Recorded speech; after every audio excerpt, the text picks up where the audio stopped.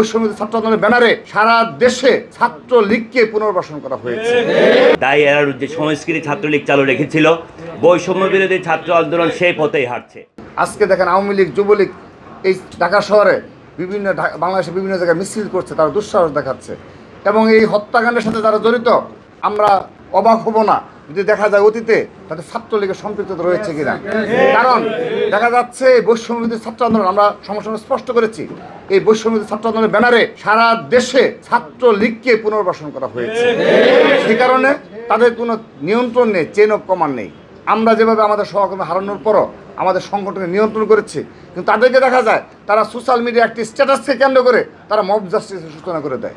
সেজন্য আমরা দীর্ঘদিনের অভিজ্ঞতা নিয়ে আমরা লড়াই সংগ্রাম করে আজকে আমরা এই অবস্থানে এসেছি।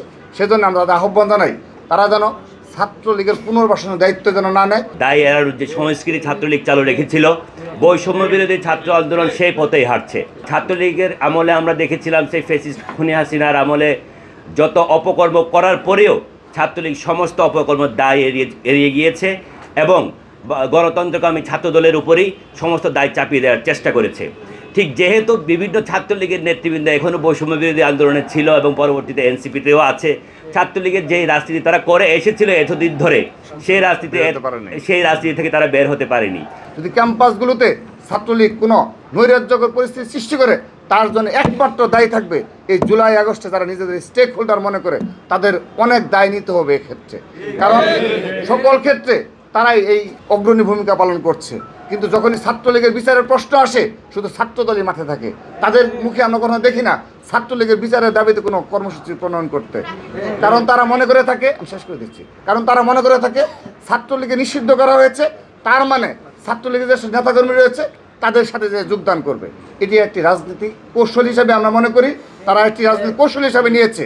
তারা মন থেকে চাচ্ছে না যে ছাত্রলীগকে সঠিকভাবে বিচারের আওতায় নিয়ে এসে সঠিক বিচারের মাধ্যমে যারা অপরাধী তাদেরকে দোষী সাব্যস্ত করে আইনের আওতায় নিয়ে এসে তাদের বিচার করা। কিন্তু আজকে 8.5 মাসেও সারা বাংলাদেশের কোনো ক্যাম্পাসে কোনো বিশ্ববিদ্যালয় প্রশাসন আজকের দিন পর্যন্ত সে ধরনের ছাত্রলীগের বিচারের কোনো প্রকার কোনো স্টেপ আমরা লক্ষ্য করিনি।